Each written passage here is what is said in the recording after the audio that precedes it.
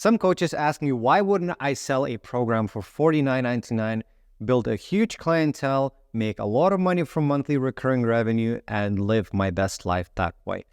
I'll show you exactly why you shouldn't do that. I built a business actually upon that. That was our main basis of business, is having that huge monthly recurring revenue from kind of low ticket offers, and then increasing average order value, then including e-commerce and so on.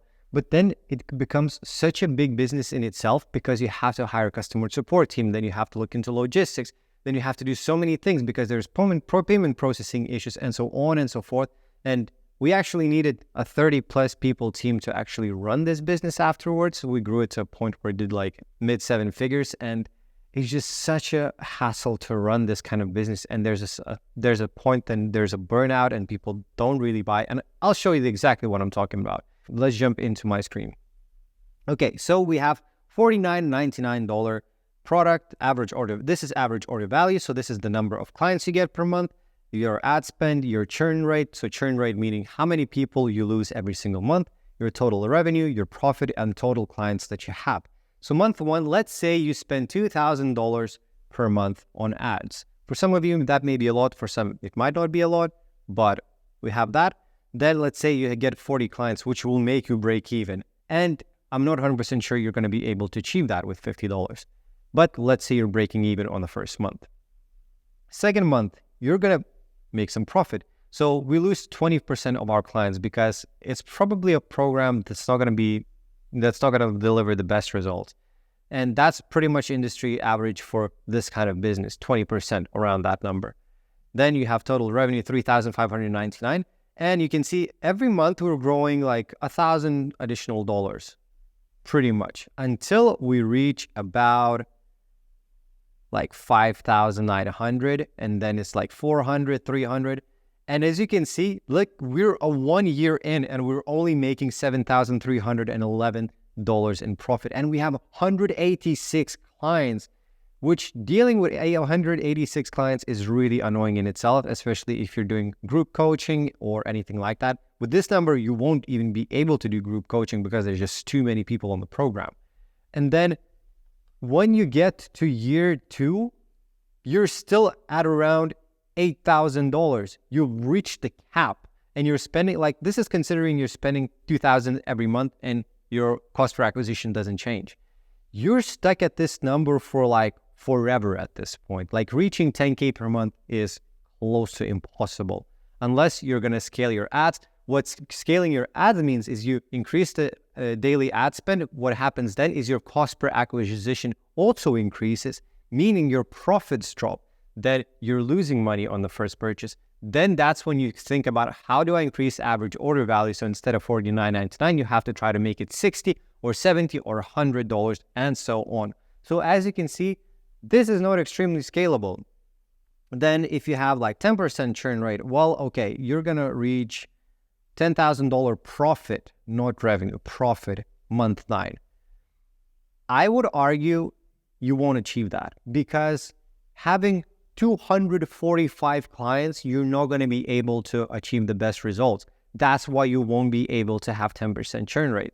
And even here, like you're stuck at 200 clients after 2 years, and you won't be able to deliver on the best results. So that's why you're kind of like stuck at either you have 20% churn rate, 10% churn rate. You're not going to be able to scale too much because, again, you're not going to deliver the best results as well. Then let's say you have monthly recurring revenue of $200. So you're focusing on higher ticket sales, like mid-higher. And let's say you have 10% churn rate. And why I say it's possible to have 10% churn rate? Just because you don't have as many clients to serve, thus you are able to deliver on better results. The connection people will have with you is better because you're selling, you're not doing as emotional of selling. Like $49.99 program is something people see on Facebook. They click on it, they click buy, and they never use the program. Then they ask for refund and so on and so forth. Then they open chargebacks, and then you have payment processing issues, and it's just such a pain. Whereas with this, you're actually jumping on a sales call. By the time you're jumping on a sales call with them, they already know you and trust you and see you as an authority, meaning they're more likely to stick with you for the long run. And same ad spend $2,000, and let's say you manage to get 15 clients. you make $1,000 profit. The next month is $3,700, then $6,000. And as you can see, you reach the $10,000 profit within 5 months. Meaning it's much, much faster. And that's why you want to focus on that. Even if you had the higher churn rate, that would still be so much better. And you would rather focus on fewer clients so you don't have to have 245 clients to make 10K profit. 60 is enough. And then you're delivering on the best results. And of course, it depends on your systems and how you're able to deliver those results and how you're able to sustain that business and sustain this number of clients. But you look into your business and how you can scale it. And another option is having paid in full. So you focus, of course, also this is a bit of a long-term game because marketing and your messaging has to be really on point. And I help coaches get their messaging on point and scale with ads. I don't help coaches build their business in terms of service delivery. I only help them scale with ads and the right messaging. So you get 2 clients, that's $3,000. So even if you spend $2,000 and the $2,000 on ads and you get 2 clients paid in full, you get $3,000 in revenue. And then you get 3 clients. So, and why is the cost per acquisition actually dropping looking at this? Is because you have so much social proof, you're getting that ripple effect. So you're getting more and more clients, maybe from the referrals, maybe you're putting out so many testimonials that people are like, oh wow, you're putting so much great content and your messaging is getting more and more on point. Your cost per acquisition is actually dropping, and then you're implementing other systems like a VSL within your funnel. This way you're getting that ball rolling, and once that ball starts rolling, it gets cheaper to acquire clients. And at some point, you get 10 clients with a $2,000 ad spend, and that is $13,000 profit.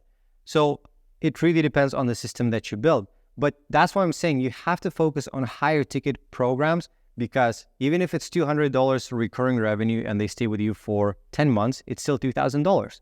It's much, much easier to scale this kind of business and you're not going to get burnt out. And at this base, you're able to actually hire a team who will help achieve results instead of hiring a team who will deal with unhappy customers and deal with your chargebacks and so on and so forth. That's why you should always focus on delivering the best result and charge a bit more for that. So I hope this proves you how you should never charge $49.99 for your programs or do any of that ClickFunnels BS and do low ticket offers. I help coaches scale with the IG acquisition framework. I linked it in the description what it is and why you shouldn't do ClickFunnels or organic marketing and how organic is actually more expensive than paid. If you're interested, check it out. And that's it for now. Hope you found this useful. Like the video if you like the video. Subscribe to the channel. More is coming, and I'll see you in the next one.